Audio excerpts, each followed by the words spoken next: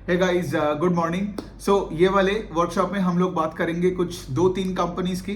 तो the thing is के लिए आज मैं थोड़ा कम कंपनीज को ट्रैक कर रहा हूँ, मतलब उसका वीडियो बना रहा हूँ। बिकॉज मैं एक हफ्ते ऑलमोस्ट हो गया गोवा में काम ही करते जा रहा हूँ, कहीं उतने घूम फिर नहीं रहा हूँ। सो अब डिसाइडेड के लिए आज मैं थोड़ा बाहर जाऊंगा, तो जल्दी से ये वीडियो बना लेता हूँ, then I can go out. Okay, तो सबसे पहले है, देखिए सबसे पहले हम लोग बात करने वाले हैं दो फिनेंशियल्स के। एक है आपका आपका हाउसिंग फाइनेंस स्पेस में, जो कि एक एनबीएफसी है, नाम है एप्टस वैल्यू हाउसिंग। और दूसरा जो कंपनी है वो है एक स्मॉल फाइनेंस बैंक है, सूर्योदय स्मॉल फाइनेंस बैंक। अब इन दोनों का रिजल्ट बहुत अच्छा आया है, ठीक है। दोनों एकदम सही दिशा में जा रहे हैं। मतलब अगर आप मुझे पूछोगे एज एन एनालिस्ट के लिए, मतलब क्या होता है ना, देखिए एज एन इन्वेस्टर हमें देखना पड़ेगा कि एक धंधा किस दिशा में जा रहा है, रादर देन वो पास्ट में कहा था, जो मेजॉरिटी इन्वेस्टर्स का मिस्टेक होते हैं यहाँ पे। तो इन दोनों का धंधा एकदम सही दिशा में जा रहा है, is all I can tell you. Q1 का नंबर्स भी बहुत ही अच्छा है इन दोनों का। फिर उसके बाद मैं थोड़ा डाबर इंडिया का बात करूंगा और थोड़ा सा ये बताऊंगा कि एफएमसीजी स्पेस में आज हो क्या रहा है, रूरल इकोनॉमी में हो क्या रहा है, ठीक है। तो डाबर के एग्जांपल लेके थोड़ा सा बात कर लेंगे। तो सबसे पहले हम बात करते हैं एप्टस वैल्यू हाउसिंग का, ठीक है। वो एक हाउसिंग फाइनेंस कंपनी है इन दी अफोर्डेबल स्पेस। मतलब क्या, ये आप देखोगे semi urban and rural markets को केटर करते हैं, मतलब एकदम गांव वाले को या टायर 4, 5, 6 सिटीज को, ठीक है। मतलब वहां के लोगों को ये केटर करते हैं। Now since semi urban and rural population है इनका क्लाइंट बेस, तो ये हाई टिकट आइटम नहीं दे पाएगा। तो ये अब देखोगे ये 7, 8, 10, 12 लाख रुपए का एवरेज टिकट साइज का होम लोन्स देते हैं ये, ठीक है। ऑफ कोर्स बुक तो पूरा सिक्योरिटी है, बिकॉज अल्टीमेटली कस्टमर तो उसी घर में रह रहा है जिसके लिए एप्टस ने लोन दिया है उनको। सो बेसिकली क्या है, अब देखिए मेन चीज क्या है, जैसे मैं बताया, बार बार बोलता रहता हूं कि अगर कोई भी कंपनी हो, micro finance, MSME, affordable housing space, जो semi urban and rural areas में है ना, आपको हमेशा देखना पड़ेगा कि उनका डिस्ट्रीब्यूशन का ग्रोथ हो रहा है कि नहीं, क्या वो नया नया जगह में जा रहा है कि नहीं, राइट। बिकॉज यहां पे आपका volume growth is very critical, because existing customers कभी भी लुढ़क सकता है ना।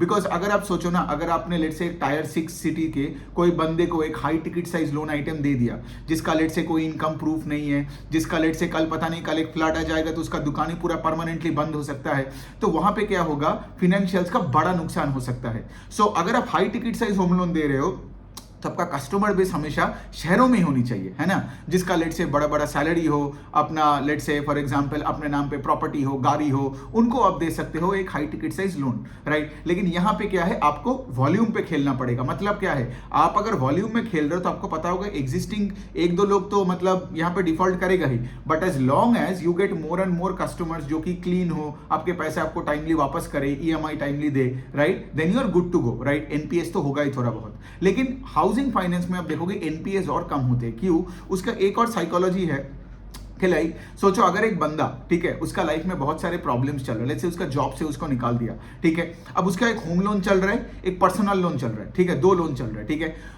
तो होम लोन लेके वो अपने अपने बूढ़े माँ बाप के साथ, अपने बीवी बच्चों के साथ एक घर पे है, और दूसरा लेट से वो 2-3 पर्सनल लोन लेके रखा है। तो अगर उसको डिफॉल्ट करना है तो सबसे पहले वो पर्सनल लोन में डिफॉल्ट करेगा, है ना।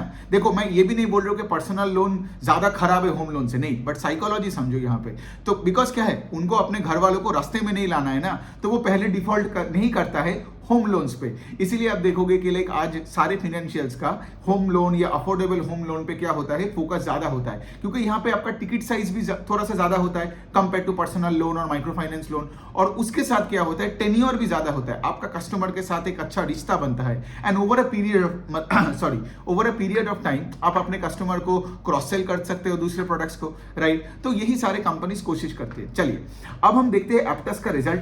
एप्टस हमेशा ये बोला है कि वो 30% से ग्रो करेगा, और वो करते भी आ रहा था, लेकिन इस क्वार्टर में उनका Q1 ओवर Q1 में लोन बुक का ग्रोथ आई थिंक 27% के आसपास हुआ। ये इसीलिए हुआ बिकॉज उन्होंने कुछ अपना वो सॉफ्टवेयर को अपग्रेड कर रहा है, सो दैट आगे जाके कलेक्शंस और अच्छा हो, सो दैट आगे जाके और डिसबर्समेंट्स में प्रॉब्लम्स ना हो, ठीक है। तो software upgradation, technology upgradation is extremely critical जब आप एक डिस्ट्रीब्यूशन मॉडल में हो, राइट। बिकॉज अगर सोचो ना, अगर आपका प्लेटफॉर्म रेडी नहीं है, अगर आपका ऐप वगैरह रेडी नहीं है, तो आप नया कस्टमर जो वॉल्यूम्स को आप हैंडल नहीं कर पाओगे, है ना। तो ये अच्छी बात है, लेकिन उसके वजह से क्या हुआ, इनका थोड़ा खर्चा बढ़ गया। तो as a result of which इनका अगर बताऊं, इनका लोन बुक का ग्रोथ इज अराउंड 27-28% के आसपास आया। लेकिन मैनेजमेंट ने क्लियरली बताया कि लाइक हम आगे जाके 30% में वापस आ जाएंगे, ठीक है, ये अच्छी बात है। दूसरा पॉइंट ये है कि एप्टस का साउथ इंडिया बेस्ड एक अफोर्डेबल हाउसिंग फाइनेंस कंपनी है। अब इन्होंने क्या किया, रिसेंटली ये लोग ओडिशा और महाराष्ट्र में गए और वहां भी बहुत अच्छे कर रहे हैं।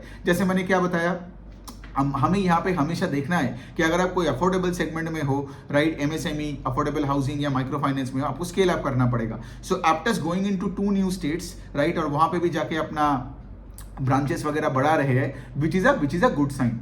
तीसरा चीज क्या है, उनका लॉजिकली सोचो, उनका अभी का जो आरओई का नंबर है दैट इज गोइंग अप. सो कोई भी, अगर आपने मेरा फाइनेंशियल का वर्कशॉप देखे होंगे तो आपको पता ही होगा, राइट, कोई भी फाइनेंशियल का अगर आरओई का नंबर ऊपर जा रहा है, मतलब उसका ऊपर से देखोगे तो सारे पैरामीटर सही दिशा में जा रहे हैं, right. You will never find a financial with higher ROE ऊपर जा रहा है जबकि एसेट क्वालिटी खराब हो रहा है, पॉसिबल ही नहीं है. तो एप्टस का आरओई आप देखोगे पिछले साल 16% था, अभी 18% के आसपास आ गया. अब मैनेजमेंट ने क्या बोला कि वो कोशिश करेगा आगे जाके अपना लेवरेज रेशियो को और बढ़ाएगा, मतलब बाजार से और पैसा उठाएगा, उठाने के बाद उसको सही से डिप्लॉय करेगा, डिप्लॉय करके वो अपने आरओई नंबर को 20-21% तक लेके जाएगा. Now this is absolute music to the ear for me, because logically आप सोचो, ठीक है, ये जो मैंने बोला इसको 2 पॉइंट एनालिसिस बोलते हैं. मैं इस पे एक पोस्ट भी किया सुबह आज एक्स में और लिंक्डइन में, आप जाके वो पोस्ट भी पढ़ सकते हो. तो पॉइंट यही है कि रिटर्न ऑन इक्विटी बढ़ना चाहिए, राइट, बिकॉज हम है इक्विटी शेयर होल्डर. हमारा शेयर होल्डर बेस में जितना हमें रिटर्न परसेंटेज ज्यादा मिलेगा उतने ही हमारे लिए अच्छा है ना. बट इफ यू आर से फॉर एग्जाम्पल एक फाइनेंशियल जो लेट से मतलब लेवरेज रेशियो को बढ़ाता ही नहीं है, मतलब आप बोल रहे हो कि मेरा डेट टू इक्विटी कम है. फाइनेंशियल्स का काम ही है टू टेक हाई लेवरेज, है ना. Non financials can boast and से भाई हमारे बैलेंस शीट में डेट नहीं है, लेकिन अगर फाइनेंशियल्स ऐसे बात करे कि हमारे बैलेंस शीट में डेट कम है तो इसका मतलब तुम लेंड किसको करोगे, तुम्हारा ग्रोथ कहां से आएगा. तुम एक तरफ से पैसा बोरो कर रहे हो तभी तो जाके तुम पैसा दे रहे हो ना, तुम पैसा अपने आप से कैसे उगाओगे.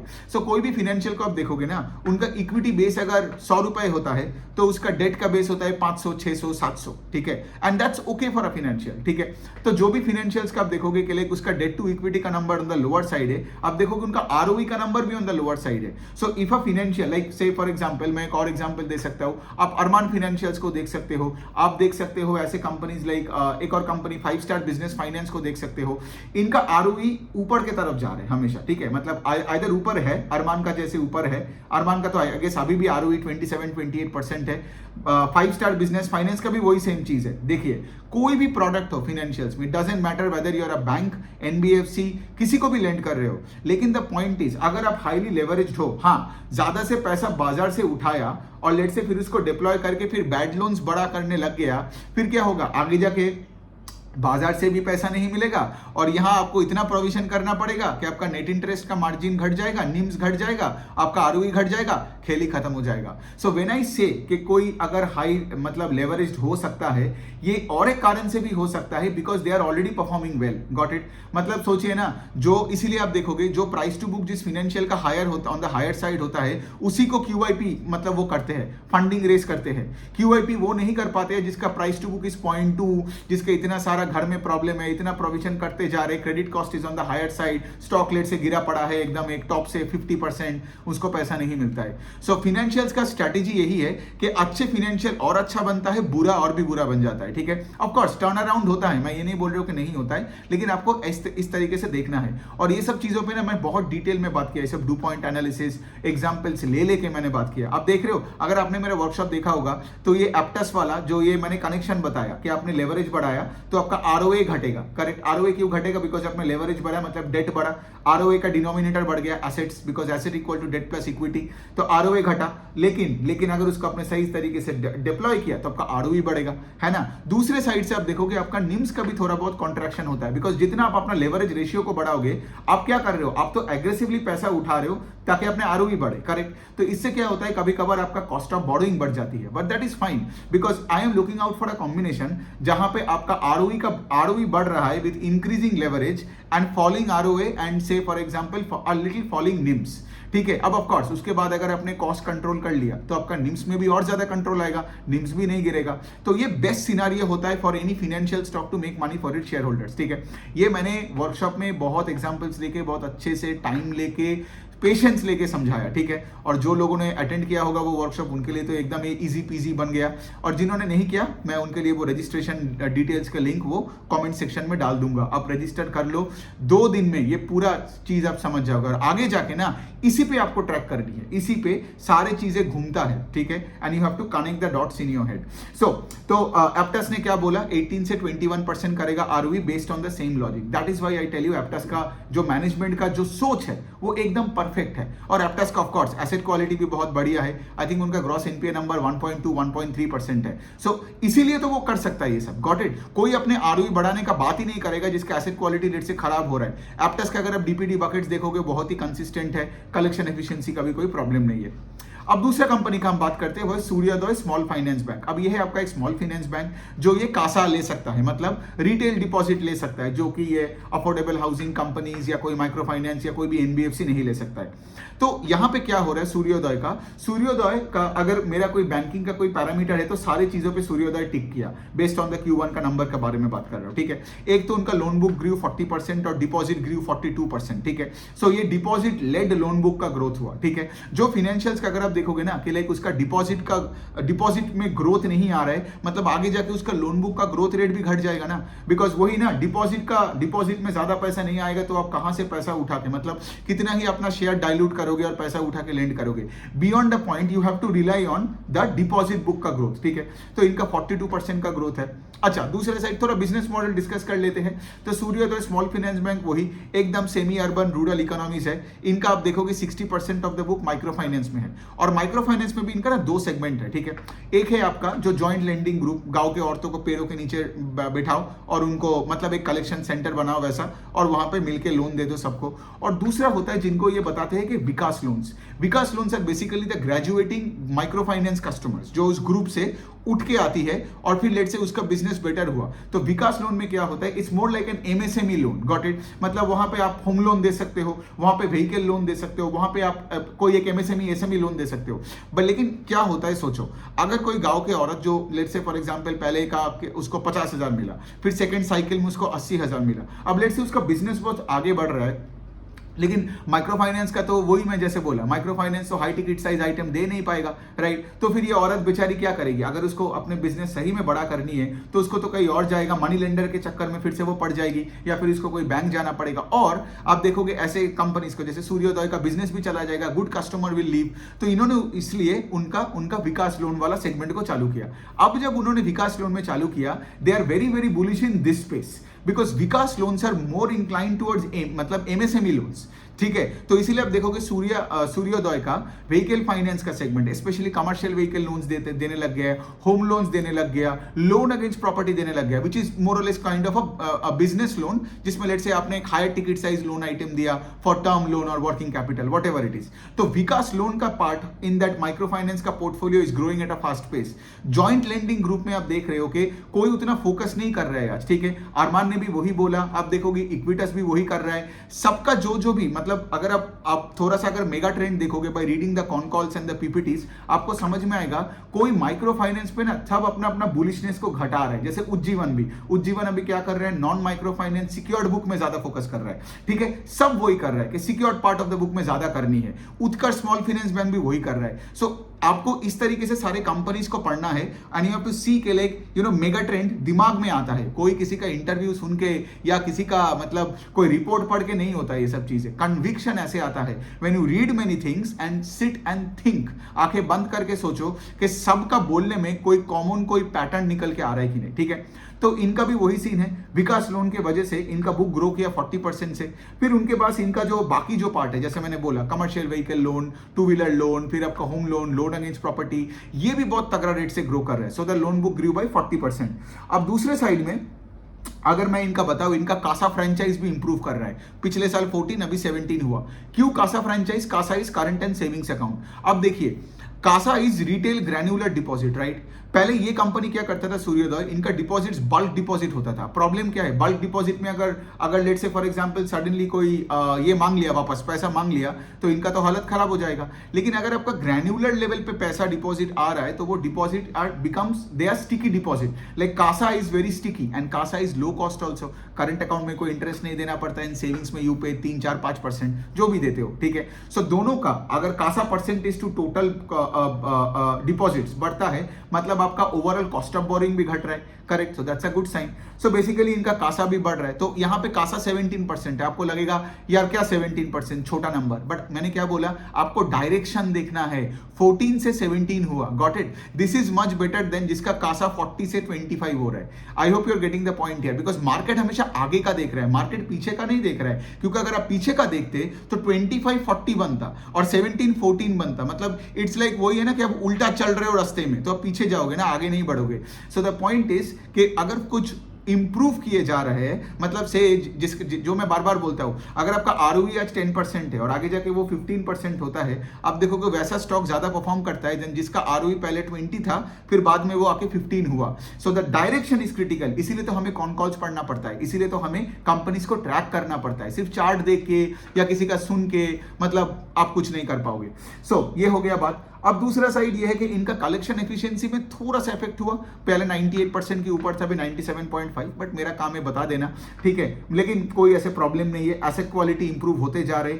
इनका जो पोर्टफोलियो एट रिस्क है, मतलब PAR 30+, ये सब मैंने वर्कशॉप में तो बहुत अच्छे से समझा, लेकिन फिर भी थोड़ा बता देता हूं। पार मतलब पोर्टफोलियो एट रिस्क, 30+ का मतलब है कि लाइक सोचो एक बकेट है जिसमें जितने सारे अकाउंट्स ने एटलीस्ट 30 दिन हो गया EMI नहीं दिया, एक EMI नहीं दिया, गॉट इट। सो पिछले साल, मैं अभी सूर्योदय का बता रहा हूं, पिछले साल सूर्योदय का पार 30+ बकेट वो 6%, ठीक है, 6% ऑफ टोटल एसेट्स, ठीक है। लेकिन इस साल Q1 FY25 में पार कितना है, 5.9%। सो इसका क्या मतलब, जिस रेट से लोन बुक ग्रो किया उस रेट से पार 30+ ग्रो नहीं किया, इसीलिए तो क्या हुआ, आपका डिनोमिनेटर बढ़ा, न्यूमरेटर उस रेट से नहीं बढ़ा, तो पार 30+% came down, which is a good sign, right. And क्या होता है ना, आपको जितना भी माइक्रो फाइनेंस और MSMEs में देखोगे ना, कलेक्शन एफिशिएंसी और पोर्टफोलियो एट रिस्क को ट्रैक करना इज इक्वली क्रिटिकल। बिकॉज क्या होता है ना, अगर आपका कलेक्शन एफिशिएंसी पार 30+ खराब होते जा रहा है, या पार 60+ का मतलब है, या फिर आप 30 to 90 पकड़ लो, मतलब जिन्होंने एक EMI और 3 EMI के बीच में कोई पैसा नहीं दिया है, मतलब क्या, वो वाले कस्टमर्स NPA बढ़ने का probability is very high, because portfolio at risk 90+ is nothing but GNPA, कम हो गया। So the point I am trying to say इसके लिए, ये मैट्रिक्स को देखो तो यहां भी सूर्योदय इंप्रूव कर रहे हैं, the gross NPA number improve, इनका क्रेडिट कॉस्ट भी इंप्रूव हुआ। I don't recall that number जब मैं PPT पढ़ रहा था, बट इनका credit cost is of course ना, बिकॉज ये सारी चीजें कनेक्टेड है।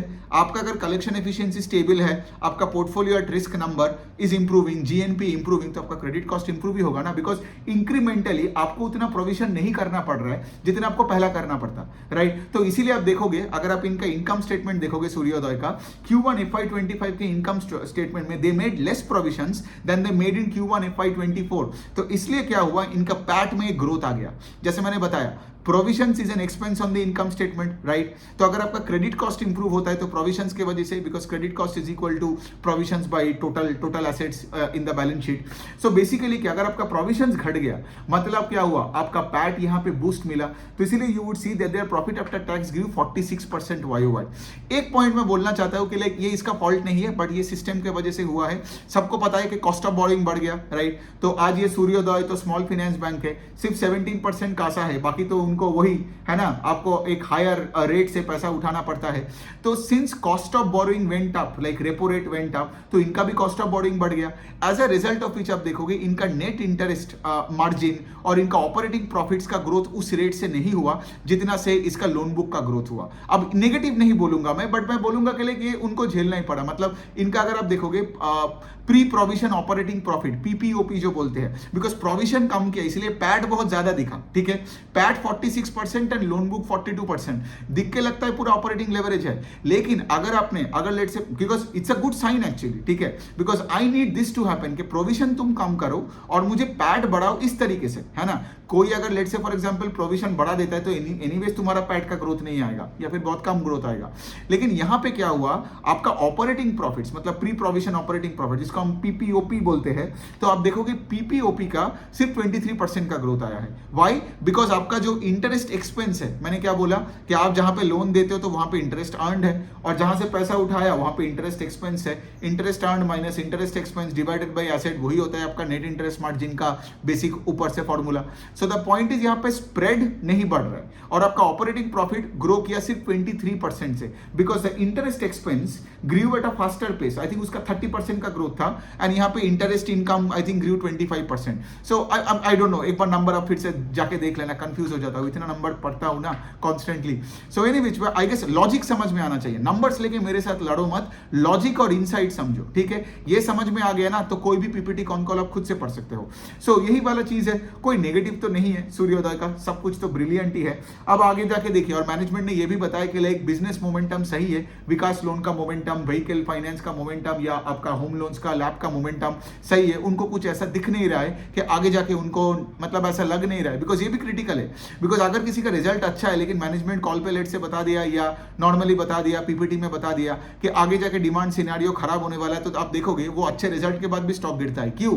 बिकॉज अच्छा रिजल्ट पास्ट है. Got it. अगर किसी ने बता दिया कि हमारा फ्यूचर भी उतना अच्छा नहीं होगा तो उसका स्टॉक गिरने लगता है. इसीलिए तो मैं मैनेजमेंट गाइडेंस पे इतना फोकस करता हूं, बिकॉज देखिए हमें स्टॉक मार्केट में पैसा बनानी है और मैं आपको उसी तरीके से सिखा रहा हूं. नॉट के मुझे कोई एमबीए फैकल्टी की तरह बैलेंस शीट खोल के लाइन आइटम लेके वो बकवास करनी है. उसके लिए करना है तो आप लाखों लाखों रुपए देके एमबीए कर लो, वहां पे सिर्फ खर्चा ही होता है, कोई रिटर्न नहीं मिलता है. लेकिन the point I am trying to say, इसके लिए स्टॉक मार्केट में कैसे बनाते हैं पैसा, उसके लिए कैसे रिसर्च करते हैं, वैसे करके मैं आपको समझा रहा हूं. ठीक है, सब दिमाग में होता है और जल्दी डिसीजन आपको लेना पड़ेगा, राइट. बिकॉज कोई स्टॉक अगर ऊपर जाता है या नीचे जाता है वो वेट नहीं करेगा, बिकॉज अब 6 महीने लेके आप रिसर्च रिपोर्ट बना रहे हो. सो प्रैक्टिकल बनना पड़ेगा आपको. सो ये हो गया बात, और तो कुछ नहीं है. सूर्योदय का बहुत अच्छा रिजल्ट है. अब लास्ट जो कंपनी है वो है कि डाबर इंडिया. अब देखिए मैं डाबर के एग्जांपल लेके इसीलिए बता रहा हूँ क्योंकि अभी धीरे धीरे करके जितना भी बड़े एफएमसीजी कंपनीज का नंबर आया ना, उनसे एक चीज तो समझ में आ रहा है कि लाइक रूरल इकोनॉमी में ग्रोथ वापस आ रहा है. ठीक है, rural economy inflation, high inflationary environment में बहुत तगड़ा स्ट्रगल किया, लेकिन धीरे धीरे करके अगर आप इस क्वार्टर में भी नंबर्स देखोगे, आई थिंक किसका था वो, कोलगेट का. आई थिंक कोलगेट का सेल्स का growth was in double digit, which is like astonishing लगा. तो कोलगेट ने भी वही बोला, रूरल का ग्रोथ अर्बन से ज्यादा आ रहा है. डाबर ने भी वही बोला कि सीक्वेंशियली इनको वॉल्यूम ग्रोथ दिख रहा है अपने प्रोडक्ट्स का, अपने मेन प्रोडक्ट्स के कैटेगरी का. ठीक है, तो वो भी बता रहे हैं. हिंदुस्तान यूनिलीवर की पीपीटी, हिंदुस्तान यूनिलीवर में ऑलरेडी नंबर्स नहीं आए, मतलब डाबर का जैसे फिर भी आई थिंक 7% 8% का सेल्स ग्रोथ आया.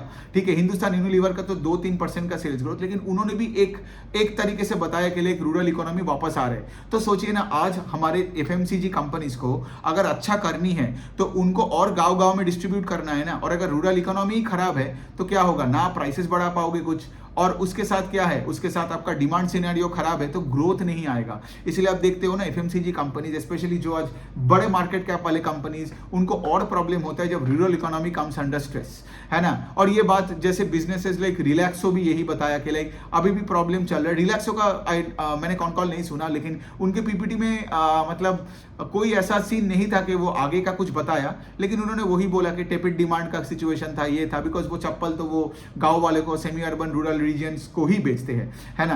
तो यही है, लेकिन मुझे लगता है कि धीरे धीरे करके सारे कंपनीज वही कर. आप देखोगे टू व्हीलर का सेल्स भी अच्छा आ रहा है, राइट. सारे two wheeler companies, I think the two wheeler space in the last 1 year grew at a fastest pace and a much faster pace than 4 wheeler commercial vehicle and all that.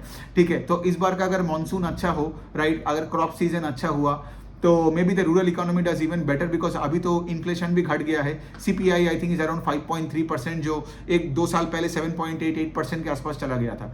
तो अच्छी बात है, लेकिन वही है, Dabur वाबर company जो भी हो, रूरल इकोनॉमी अच्छा करे ना करे, ये कभी 20-25% से ग्रो नहीं करता है, and it doesn't interest me any more. तो चलिए यही तक रखते हैं. 23 मिनट्स का वीडियो हो गया. एंड ऑफकोर्स मैं अपना जो वर्कशॉप है फिनेंशियल स्पेस का, उसका मैं, अगर आप यूट्यूब में मेरे को देख रहे हो तो आप डिस्क्रिप्शन बॉक्स में आपको मिल जाएगा, राइट. और अगर आप मुझे ट्विटर में देख रहे हो तो इस वीडियो के नीचे जो कमेंट सेक्शन होता है वहां पे मैं डिटेल्स डाल दूंगा, आप डाल दो. मैं गारंटी के साथ बोल सकता हूं आपका पूरा, मतलब 100% गारंटी के साथ मैं बोल सकता हूं कि आपका पूरा स्किल सेट बन जाएगा. किसी से भी पूछ लो, ठीक है, जिन लोगों ने आई थिंक ऑलरेडी 1300 लोगों के ऊपर फाइनेंशियल वर्कशॉप्स ले चुके हैं, किसी को भी डीएम करो और पूछो कि कैसा था वो वर्कशॉप. आज सब इन्वेस्टर पीपीटी कॉन कॉल खोलता है, उनको सब कुछ सिंपल लगता है लाइक वाटर. ऐसा होनी चाहिए, और मैंने ऐसे समझा दिया ना कि आपको कभी भी कॉर्पोरेट डॉक्यूमेंट्स पढ़ने में, इन्वेस्ट करने में प्रॉब्लम नहीं होगा. On that note, thank you.